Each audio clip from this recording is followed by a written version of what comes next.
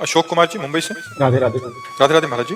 महाराज जी, ईश्वर एक हैं, ये इनका पूछने का भाव है कि बट कुछ लोग केवल अपने भगवान को ही कहते हैं कि यही सत्य है, बाकी सब मिथ्या है, क्या ये सही है? वो मूर्ख है जो ऐसा कहते हैं, ये मूर्खता की बात है। मेरे ही भगवान सब रूपों में है, ये सत्य बात है। भगवान 10-20 नहीं होते, रूप उनके अनंत हैं। 100, 200, 1000, 2000, करोड़, 2 करोड़, अरब 2 अरब नहीं, अनंत है। हरि अनंत, हरि कथा अनंता। वो अनंत रूप धारण किए, लेकिन वह एक, वही एको हम बहुश्यामा, वही एक परमात्मा बहुत रूपों में। जो अपने परमात्मा के भाव को सत्य करके दूसरे के परमात्मा को मिथ्या करता है, वो अज्ञानी जीव है, वो मूर्ख है, अभी उसे ज्ञान नहीं हुआ है। लाश वर्मा जी, झारखंड से। राधे राधे। राधे राधे महाराज जी। महाराज जी, चलते फिरते कुछ भी काम करते हुए मुख से नाम चलते रहना चाहिए, पर अभी कुछ दिनों से ज्यादा किसी धुन में राधा नाम गुनगुनाने की आदत। हाँ, बढ़िया है, बढ़िया है। इससे एक ही गति होगी, दोनों नाम जब। बिल्कुल बिल्कुल बिल्कुल, किसी भी बहाने से भाव कुभाव अनख आलसहु नाम जपत मंगल दिशि दशो। अपने श्रृंगार का जब कीर्तन होता है ना, तो फिल्मी ध्वनि में कीर्तन होता है। उसमें कोई ना कोई फिल्मी गाने को लेकर उसी पे राधा नाम की ध्वनि चलाते हैं। संसार के लोग फिल्मी गाना पसंद करते हैं, तो अगर उन धुनियों में राधा नाम चलेगा, और अगर उन धुनियों में राधा नाम गुनगुनाए, तो राधा नाम तो निकलेगा ना, तो राधा नाम अपनी महिमा तो प्रकाशित करेगा, तो छूट दे दी। तो अब रोज जो है 1-2 फिल्मी ध्वनि में, गाना की ध्वनि में नाम कीर्तन होता है, क्योंकि नौजवानों को जैसे फिल्मी स्टाइल अच्छी लगती है, हाँ, तो उसमें बढ़िया रहता है राधा राधा राधा राधा राधा। जैसे ध्वनि कोई चला लो और उसी में राधा नाम फंसा लो, और वो घंटों चलता रहेगा, बहुत बढ़िया है। जीत कुमार जी, हिसार से। जय श्री राम। राधे राधे। राधे राधे महाराज जी। महाराज जी, हमें कैसे पता चले कि हमारी आत्मा की परमात्मा की प्राप्ति हो चुकी है? अरे आत्मा ही परमात्मा है यार, आत्मा को परमात्मा की प्राप्ति कर ली है। आत्मा ही परमात्मा है, आत्मा ही परमात्मा और परमात्मा में किंचन मात्र भेद नहीं है। जब तक तुम शरीराभिमानी हो, तब तक तुम आत्मा को परमात्मा से अलग देख रहे हो। शरीर का भाव हटेगा तो तुम वही हो, तुम वही हो, तुम ये नहीं हो। ये ढांचा है पांच भौतिक। और जब पेट भर जाता है तो पड़ोसी से पूछना पड़ता है क्या कि भैया बताना, तुम हम जरा जब छक जाए तो हमें वो खुद अनुभव होता है, नहीं, खुद अनुभव होता है कि हमारा काम हो गया। जैसे अब हमारा जन्म नहीं होना, हमारा काम हो गया, हमारे अंदर आता हमारा काम हो गया। अब हमारा जन्म नहीं होना, ये हमारा आखिरी जन्म है। कर्मवश नहीं होना, श्री जी भेजे तो चाहे भेजे, सरकारी आदमी बनकर कभी भी कहीं भेजा जाए, लेकिन अब कर्म बंधन से बंध करके मृत्यु लोक में नहीं आना। तो खुद अनुभव होने लगता है, दूसरे को थोड़ी बताना पड़ता है, खुद अनुभव होने लगता है। जब काम न सताए, क्रोध ना आवे, लोभ ना आवे, मोह ना आवे, अहंकार ना आवे, मत्सरता ना हो, किसी से किसी भी प्रकार का राग नहीं, अपमान होने पर दुख ना हो, सम्मान होने पर सुख ना हो, निंदा होने पर दुख ना हो, स्तुति होने पर सुख ना हो, परमात्मा प्राप्त हो गया। अब खूब पहले भजन करो डट के। कितने भजन से परमात्मा मिल जाएंगे? कितना नाम जप? एक से भी मिल सकते हैं और कई जन्मों में भी नहीं मिल सकते। एक नाम में भी भगवान मिल सकते हैं और कई जन्मों के भजन से भी नहीं मिल सकते। वो दुर्लभ तत्व है। प्रेम से रो रो करके हम पुकारे तो 10 बार पुकारने में आ जाए। बात कहते तो एक ही नाम भी मिल जाए। नहीं, अगर हमारे कहने से भगवान सबको मिल जाए तो हम कहते हैं हे भगवान पूरे भारत को मिल जाए। हमारे कहने से नहीं मिलेंगे, आपके चाहने से मिलेंगे। वो आपके अंदर बैठे हुए हैं। जब आप चाह प्रकट, रुदु सुश्रम राजन कृष्ण दर्शन लालसा, जब गोपियां एक साथ मिलकर के रोने लगी भगवान के लिए, विकल हो गई, तो तासा महावीर भूत छौरी इसमें मान मुखाम्बुजा पीतांबर धरा सगवी साक्षात मनमत मनमता, उन्हीं के बीच में मुरली मनोहर ललित त्रिभंगी भगवान प्रकट हो गए। रुदु सुश्रम राजन कृष्ण दर्शन, हृदय से जब जिया नहीं जा रहा। एक शिष्य ने पूछा गुरु से कि हमें कब भगवत दर्शन होंगे, कैसे भगवत दर्शन होंगे, हम कब जाने कि हमारे अंदर वो चाहत आ गई। बोले आओ चलो यमुना जी ले गए और कहा डुबकी लगाओ। जो डुबकी लगाया फिर चढ़ बैठे। अब जब चढ़ बैठे तो आधा मिनट 1 मिनट, इसके बाद सांस लेने के लिए जब जाकर बोले गुरु जी अब इसके बाद तो मर ही जाते। बोले जब ऐसी भगवान के लिए छटपटाहट हो जाएगी कि अब भगवान ने मिले तो मर ही जाएंगे, तो भगवान मिल जाएंगे।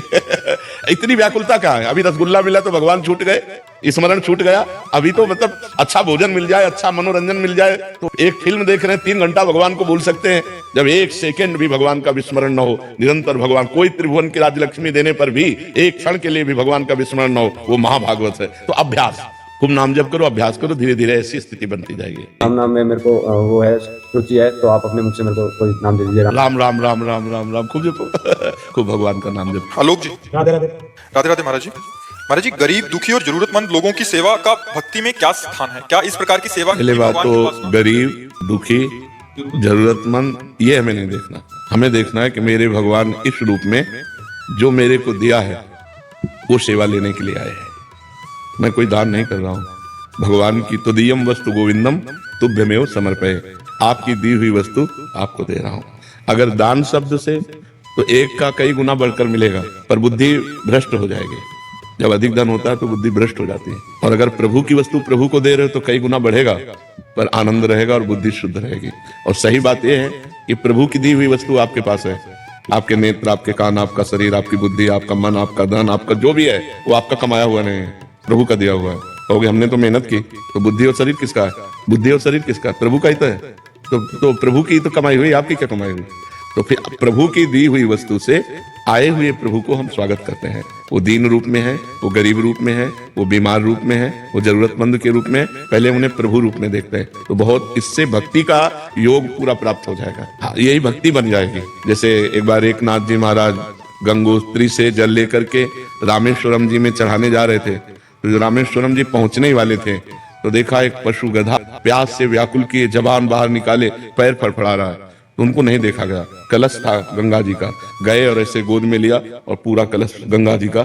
लोगों ने रोका भी जो उनके साथी जन थे कि अब रामेश्वर जी कितनी दूर रह गए, पास रह गए। इतनी दूर से उन्होंने कहा हमारी श्रद्धा यही हो गई, यही रामेश्वर है।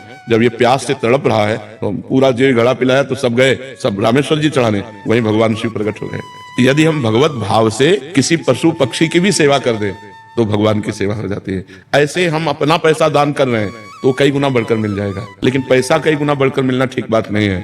बुद्धि पवित्र रहना ठीक बात है। बहुत से धनी लोग हैं अपने रुपए का दुर्व्यवहार कर रहे हैं, क्लबों में जाना, शराब पीना, व्यभिचार करना, मनमानी आचरण करना, तो नरकगामी होंगे। तो रुपया नरकगामी, तो वो रुपया किस काम का जो हमारी दुर्गति कर दे? वो रुपया जिससे भगवान प्रसन्न हो, हमारी सदगति हो। तो हम जब दान करें, हम दूसरों को दें तो उनमें पहले भगवान की भावना करें और अंदर ये भावना करें कि हे भगवान, आपकी दी हुई वस्तु आपको दे रहा हूं, ये मेरी नहीं है ना। तो यही भक्ति बन जाएगी और इसी से भगवान प्रसन्न हो जाएंगे। नामदेव जी महाराज ने जब एक कुत्ता रोटी लेकर भगा तो घी का कटोरा लेकर भगे, प्रभु रूखी मत खाओ, थोड़ा घी लगवा लो। तो कुत्ते में से भगवान प्रकट हो गए, विठ्ठल भगवान कुत्ते में से प्रकट हो गए। तो अगर हम पशु पक्षी की भी सेवा करें तो भगवान उनमें भी विराजमान है। भगवत भाव से करें तो बढ़िया बात बन जाएगी, वो भक्ति योग बन जाएगा, साक्षात भक्ति योग बन जाएगा। जैसे हम कर्म करते हैं लेकिन कर्म भगवान का स्मरण करते हुए दूसरों के सुख के लिए करें तो कर्म योग बन जाएगा, वो मोक्ष प्रदान करने वाला हो जाएगा। अकेले कर्म बंधन वाला बना और कर्म योग हो तो हमारा मोक्ष हो जाएगा, हमारा कल्याण हो जाएगा, हम भगवान को प्राप्त हो जाएंगे। तो ये भक्ति योग बन जाएगा यदि आप ऐसा करेंगे तो। नरेश जी जोधपुर से। राधे राधे महाराज। राधे राधे महाराज जी। महाराज जी, त्रिगुणातीत स्थिति क्या होती है? ये वाणी से वर्णन करने वाली स्थिति थोड़ी होती है, क्योंकि वाणी त्रिगुण के अंतर्गत है कि नहीं है? वाणी प्रकृति से ही तो बनी है। परमात्मा तत्व में स्थिति का कैसे वर्णन कर सकती है?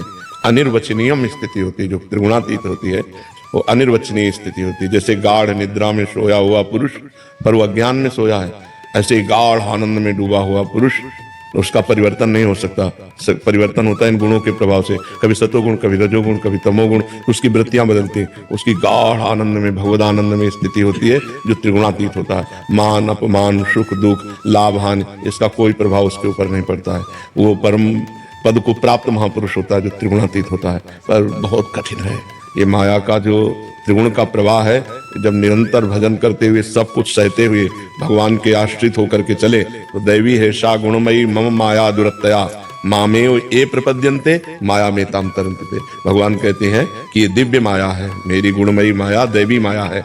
ये बहुत कठिनता से इससे पार हुआ जा सकता है। अगर कोई मेरी शरण में हो जाए तो मैं उसे पार कर दूंगा। मामेव ये प्रपद्यन्ते माया में ताम तरन्ते। तो भगवान की शरण में होकर खूब भगवान का नाम जप करे तो भगवान उसे त्रिगुणातीत कर देते हैं।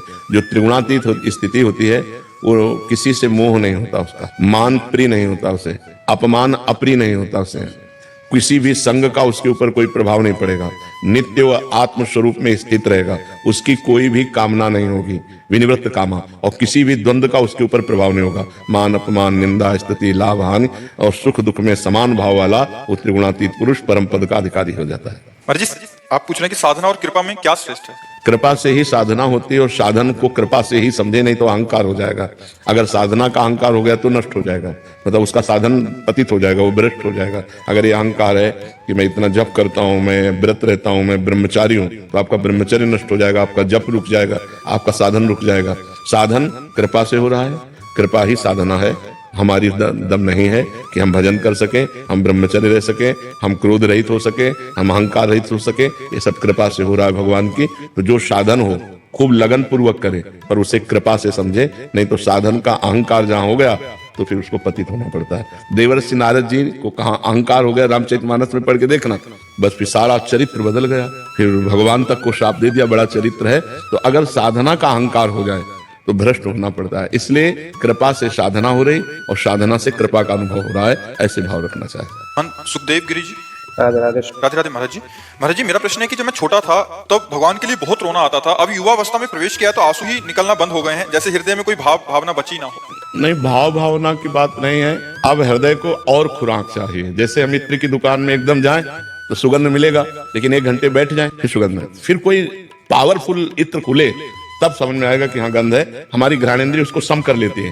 तो ऐसे प्रथम जब भगवदानंद तो एक आनंद मिलता है, अब वो फिर सम कर लेता है हृदय। अब इसके बाद और आनंद चाहिए, और आनंद चाहिए, क्योंकि वो अनंतानंद है ना, तो और आनंद चाहिए। अब और आनंद के लिए कठिन तपस्या चाहिए, जितेंद्रियता चाहिए, संसार से विमुखता चाहिए, पूर्ण भगवत्ता भी रोना आ जाएगा। महाराज जी, कभी कभी मन में भाव आता है, लेकिन सोचते कहाँ जाएंगे, क्या करेंगे, कुछ मतलब कोई मार्गदर्शन नहीं है। नहीं, गुरु के चरणों का तो आश्रय आवश्यक है। रात दिन गुरु चरणों के आश्रय में, और भजन की एक नियमावली होनी चाहिए। जवानी ऐसी थोड़ी होनी चाहिए।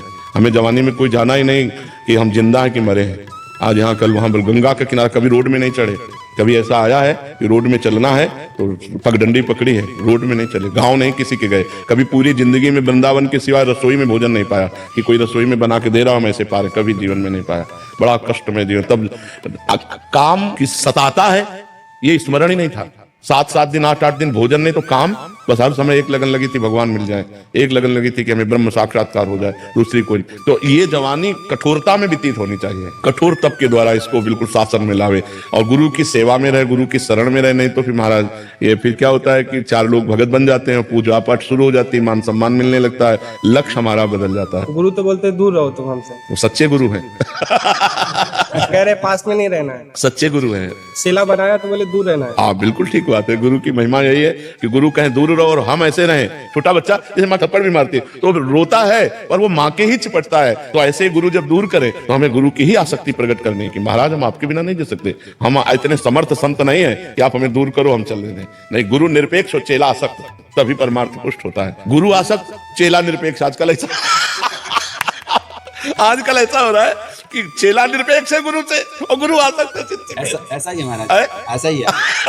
गुरु जो है वो शिष्य को नहीं छोड़ना चाहते, तो शिष्य बोलते हैं मुझे आप गुरु चाहिए। गुरु निरपेक्ष, चेला आसक्त, ये शास्त्रीय पद्धति है। और आज का समय चल गया है कि गुरु आसक्त और चेला निरपेक्ष। हमें आपको उपदेश ले चाहिए, आपका सानिध्य ले चाहिए। ठीक बात है। महंत पवन शर्मा जी, बालाजी मंदिर, दिल्ली से। राधे राधे महाराज जी। महाराज जी, आपके चरणों में दंडवत प्रणाम।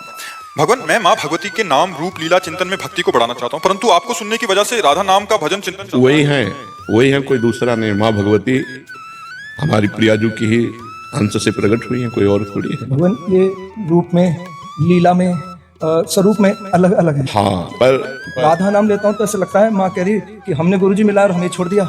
अब हम जब माँ का नाम लेते हैं तो आप दिखते हो कि बढ़िया चेला हो, बात नहीं मानते हो, गुरु मानते हो। तो मैं तो राधा और माँ के नाम में। देखो, रूप में और लीला में तो अंतर है, पर तत्व में अंतर नहीं है।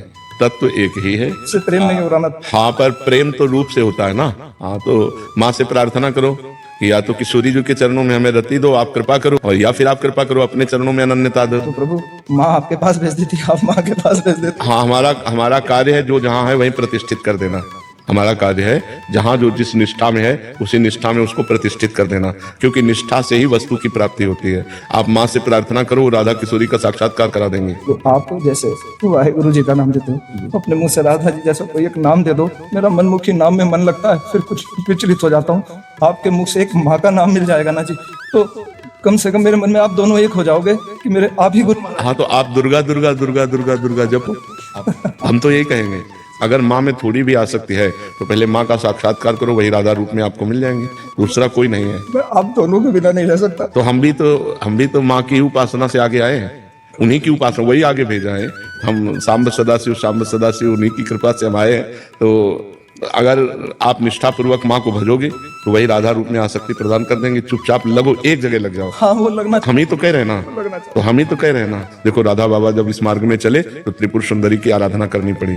देवी की कृपा से ही सिया जी को राम जी मिले, देवी की कृपा से गोपियों को श्री कृष्ण रूप में पति मिले, तो देवी की कृपा से ही श्री जी की तरफ हम बढ़ जाएंगे। आप करो तो ऐसा। तो प्रभु, जैसे दीक्षा मंत्र नहीं मिला अभी तक, तो अगर बिना टूरिस्ट गाइड के शरीर छूट गया तो क्या होगा मेरा? नहीं, वादा है। हाँ, आप इसमें भ्रम मत कीजिए, वही परम सत्ता है, वो देख रही कि तुम किधर जाना चाहते हो। और जब देवी की आराधना की गौरी जी की, तो जानते हो क्या, मनुजा ही राचिव, बात समझना, मनुजा ही राचिव मिले सोवर सहज सुंदर सावरो। क्या कहा देवी जी ने कि तुम्हारे मन में जो भाव रचना है ना, वही सुंदर सांवरापति तुम्हें प्राप्त होगा। तो यदि हमारी भावना है कि मुझे राधा रूप का दर्शन हो, तो माँ राधा रूप का दर्शन करा देगी, बड़ी सामर्थ्यशाली। मुझे आप मिल जाए और माँ मिल जाए, मुझे कुछ नहीं चाहिए।